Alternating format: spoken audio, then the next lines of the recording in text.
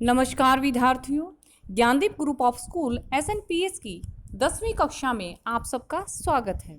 आज हम व्याकरण भाग से निबंध लेखन अध्याय पढ़ेंगे।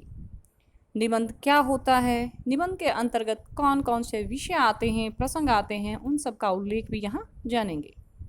सबसे पहले हम देखते हैं कि निबंध लेखन के अंतर्गत कौन कौन से विषय आते हैं। आज हम पढ़ेंगे निबंध का क्या अर्थ है, निबंध के अंग कितने हैं, निबंध लिखते हुए हमें कौन कौन सी बातों का ध्यान रखना चाहिए और निबंध कितने प्रकार के होते हैं और एक अच्छा निबंध कैसे लिखा जाता है, इस बारे में भी आज हम पढ़ेंगे। आइए जान लेते हैं निबंध किसे कहते हैं। निबंध एक साहित्य की गद्य रचना है। यह शब्द फ्रांसीसी भाषा से लिया गया है। इसे अंग्रेजी में ऐसे कहा जाता है, जिसका अर्थ है प्रयास करना, प्रयत्न करना, यत्न करना, यानी लिखने का अभ्यास करना। अब सामान्य अर्थ में समझिए कि निबंध एक ऐसी रचना है जिसमें किसी भी विषय पर स्वच्छंद होकर अपने विचारों को व्यक्त किया जा सकता है, वह निबंध कहलाता है। अब हम लिखित रूप से जान लेते हैं। आइए, निबंध शब्द दो शब्दों से मिलकर बना है, नी जमा बंद। नी का अर्थ होता है नियोजित, सुनिश्चित करना। बंद का अर्थ होता है बंधी हुई, अर्थात इसका अर्थ है भली प्रकार से बंधी हुई रचना ही निबंध कहलाता है। सामान्य तौर पर उदाहरण पर समझिए, वह रचना जो विचार पूर्वक क्रमबद्ध रूप से लिखी गई हो, निबंध कहलाता है। परिभाषा के रूप में देखिए, निबंध वह गद्य रचना है जो किसी विचार पर या किसी भी विषय पर क्रमबद्ध रूप से लिखी जाती है, उसे निबंध कहा जाता है। अब देखिए, निबंध लिखने के लिए कौन कौन से विषय होने चाहिए, ये भी महत्वपूर्ण बात है। जीवन के सभी क्षेत्रों में सफल विचार विमर्श के लिए हमें श्रेष्ठ निबंध की, एक अच्छे निबंध की आवश्यकता होती है। और एक अच्छे निबंध का विषय कोई भी हो सकता है, सामाजिक, आर्थिक, राजनैतिक, वैज्ञानिक इत्यादि। संसार की प्रत्येक वस्तु पर निबंध लिखा जा सकता है। निबंध कितने प्रकार के होते हैं, देखिए, निबंध मुख्य रूप से 4 प्रकार के हैं, जान लीजिए। पहला निबंध है आपका वर्णनात्मक निबंध, दूसरा है विवरणात्मक निबंध, तीसरा निबंध है आपका विचारात्मक निबंध, और चौथा और अंतिम निबंध है आपका भावात्मक निबंध। अब हम इनका विवरण जान लेते हैं। सबसे पहले आ जाइए, वर्णनात्मक निबंध।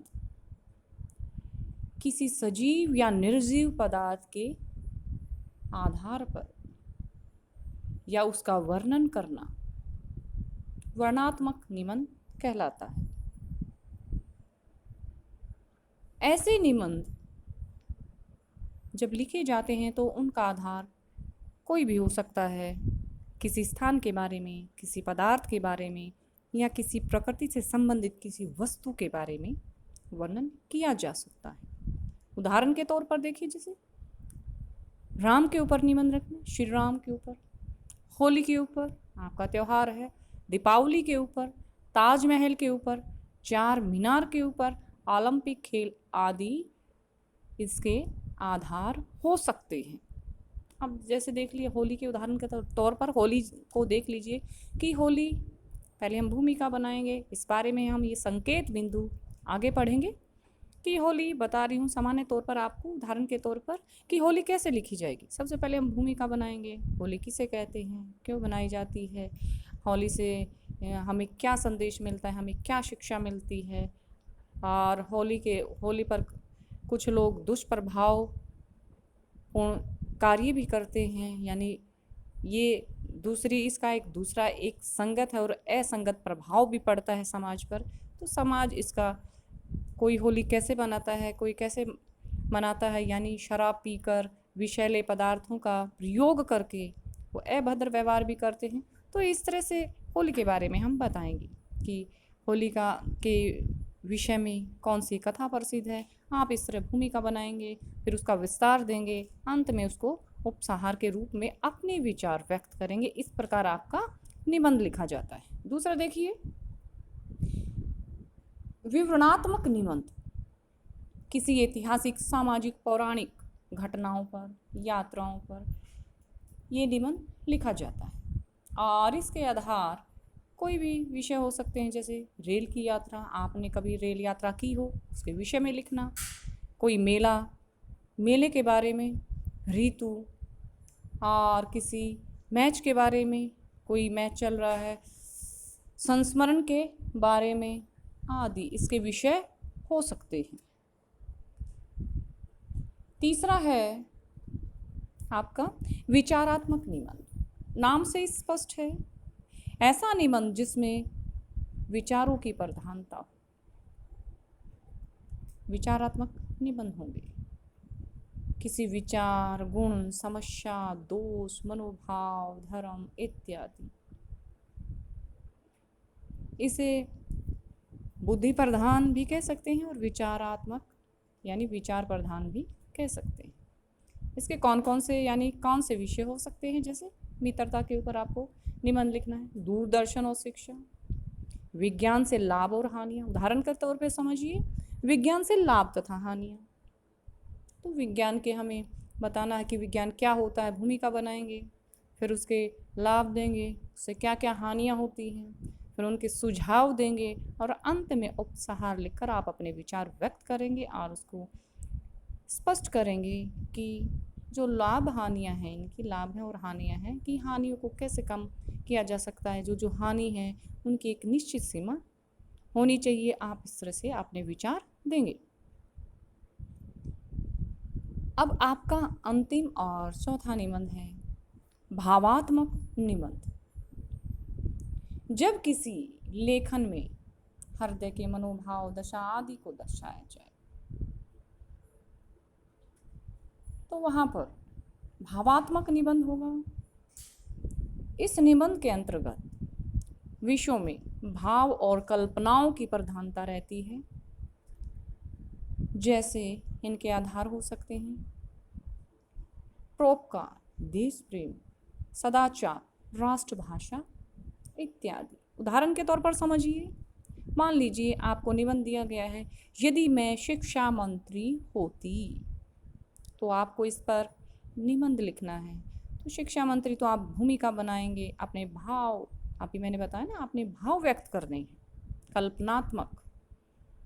अगर मैं शिक्षा मंत्री होती तो क्या करती, समाज के लिए क्या करती, समाज में क्या बदलाव होता, सबके लिए शिक्षा, निःशुल्क शिक्षा देती, निम्न वर्ग का उस ठहराने के लिए उनके लिए मुफ्त शिक्षा का आयोजन करती, या इस तरह की कोई संस्था खोली जाती। आप इस तरह अपने विचार देंगे, उनसे उनको क्या क्या लाभ हैं और उनसे उनकी कैसे उन्नति हो सकती है। इस तरह के अनेक नेक कार्य करने के जो भाव होते हैं वो इस तरह व्यक्त किए जाएंगे और अंत में आप अपना निष्कर्ष देंगी, यानी उपसंहार लिखेंगे, अपने विचार व्यक्त करेंगे कि यानी मैं शिक्षा मंत्री होती तो मैं क्या करती। अंत में आप अपना मत व्यक्त करते हुए अपने निबंध को संपन्न करेंगे। इस तरह से आपके ये निबंध। आप देखिए निबंध के कौन कौन से अंग हैं। निबंध के मुख्य रूप से 3 ही अंग माने गए हैं। कौन कौन से? सबसे पहले है आपका भूमिका। भूमिका को हम आरंभ कह सकते हैं, प्रस्तावना भी कह सकते हैं। भूमिका बनाना होता है, जैसे मान लीजिए अभी मैंने आपको बताया था भी, जैसे विज्ञान का क्या अर्थ है, इस तरह आप भूमिका बनाएंगे। विस्तार, दूसरा आपका बिंदु आता है विस्तार। ये सबसे महत्वपूर्ण अंग होता है निबंध का, और इसमें क्या होता है कि हम विस्तार से बताएंगे जो हमारा विषय है उसके बारे में, यानी एक एक बिंदुओं में क्रमबद्ध होकर उसके बारे में बताएंगे और उसको विस्तार से बताकर उसके लाभ हानियाँ, जैसे मैंने बताया था ना, उनके कारण प्रभाव, इस तरह विस्तार पूर्वक बताएंगे। और अंत में आखिरी बिंदु आपका आता है उपसंहार। उपसंहार होता है एक तरह से आप इसे निष्कर्ष कह सकते हैं, ठीक है। और निष्कर्ष कह लीजिए या अपना मंतव्य भी कह सकते हैं, यानी इसको सारांश रूप में, संक्षिप्त रूप में, यानी छोटे रूप में अपने मंतव्य, अपने विचार व्यक्त करते हुए बताना है। ये थे आपके निबंध के अंग।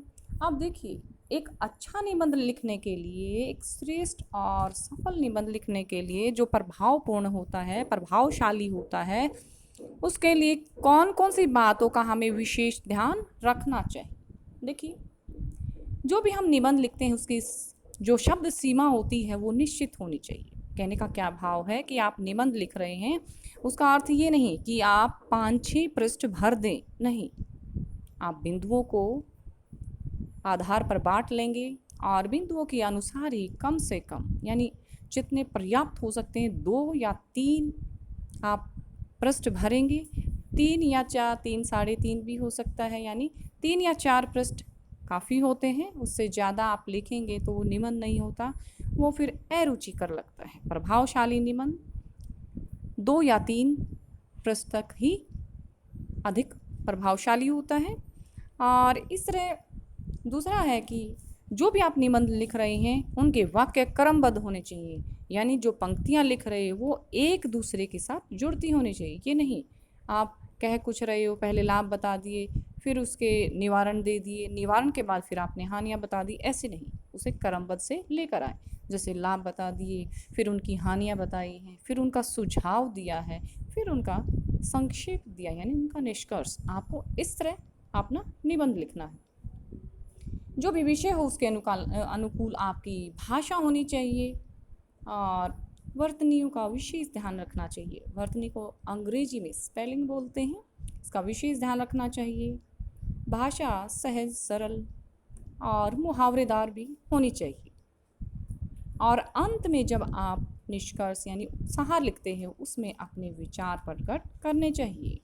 आप देखिए, ये था आपका निबंध कैसे लिखा जाता है और निबंध के क्या क्या अंग हैं, कौन कौन सी बातें ध्यान में रखनी चाहिए हमें, निबंध कितने प्रकार के हैं और किन किन विषयों पर निबंध लिखे जा सकते हैं, ये सब हमने यहाँ विस्तार रूप से पढ़ा है। अब देखिए, उदाहरण के तौर पर मैंने अभी बताया था संकेत बिंदु में आपको लिखने हैं, तो आपको इस तरह अपना निबंध लिखना है। कोई भी निबंध आए आपको इसी तरह लिखना है।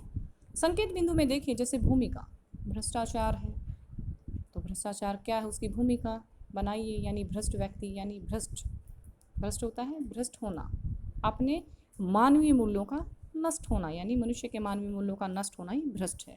अब व्यक्ति किन किन क्षेत्रों में भ्रष्ट है वो आपको बताना है, फिर उसका अर्थ देना है। भ्रष्टाचार के कारण क्या क्या हैं ये बताने हैं। उसके बाद आप भ्रष्टाचार के परिणाम बताएंगे। परिणाम को हम दुष्परिणाम भी कह सकते हैं, बुरा प्रभाव भी बोल सकते हैं। भ्रष्टाचार को रोकने के उपाय लिखेंगे। उसके बाद रोकने के उपाय क्या होते हैं, निवारण कह सकते हैं आप इसे, सुझाव भी बोल सकते हैं। और अंत में उपसंहार लिखकर आप अपना निष्कर्ष, इसे उपसार को हम निष्कर्ष कह सकते हैं, संक्षिप्त रूप कह सकते हैं। जो निबंध आप लिखते हो उसके बारे में अपने विचार देने हैं। मान लीजिए भ्रष्टाचार के ऊपर है तो आप बताएंगे कि यदि व्यक्ति अपने यानी मानवीय मूल्यों या आदर्शों के आधार पर कार्य करता है तो काफ़ी सीमा तक हर क्षेत्र में यानी भ्रष्टाचार को कम किया जा सकता है। आप इस तरह से अपने मंतव्य देंगे। दूसरा उदाहरण देखिए, व्यायाम एक लेकिन लाभ अनेक, यानी एक ही व्यायाम करो, ठीक है, और उससे आपको क्या क्या लाभ होते हैं उसके बारे में यहाँ लिखना है। संकेत बिंदु में देखिए, भूमिका सबसे पहले आप बताएंगे, व्यायाम किसे कहते हैं, भूमिका बताएंगे। पुरुषार्थ प्राप्ति के लिए आवश्यक, यानी एक स्वस्थ शरीर के लिए व्यायाम क्यों जरूरी है इसके बारे में बताएंगे। व्यायाम से हमें क्या क्या लाभ हैं फिर ये बताएंगे। व्यायाम का उचित समय क्या है, उचित समय से तात्पर्य ये नहीं है कि आप दोपहर में बैठ गए, रात में बैठ गए व्यायाम करने के लिए, नहीं। आपको व्यायाम उसके लिए एक निश्चित समय होता है कि सूर्योदय से पहले आप व्यायाम करें, जिससे आपको जो आपके लिए लाभकारी भी होगा और आपका शरीर स्वस्थ रहेगा। उसके बाद आता है आपको ध्यान रखने योग्य बातें जो मैंने अभी बताई हैं वही, यानी आपको इन बातों का ध्यान रखना है कि व्यायाम किस समय करना है, किस प्रकार करना चाहिए, व्यायाम करने की अवधि निश्चित होनी चाहिए। ये नहीं कि आज आपने व्यायाम किया आधा घंटा, कल आप व्यायाम कर रहे 5 मिनट, फिर उससे अगले दिन आप व्यायाम कर रहे 1 घंटा, नहीं, उसकी समय सीमा भी निश्चित होनी चाहिए। और अंत में आप अपने मंतव्य देंगे व्यायाम के बारे में, उपसंहार में लिखेंगे। उपसंहार एक तरह से मैंने आपको बताया है निष्कर्ष होता है। निष्कर्ष को आप संक्षेप रूप में भी बोल सकते हो, एक संक्षेप रूप में आपने जो निबंध लिखा है उसको बताना। तो इस तरह आपका था निबंध। धन्यवाद।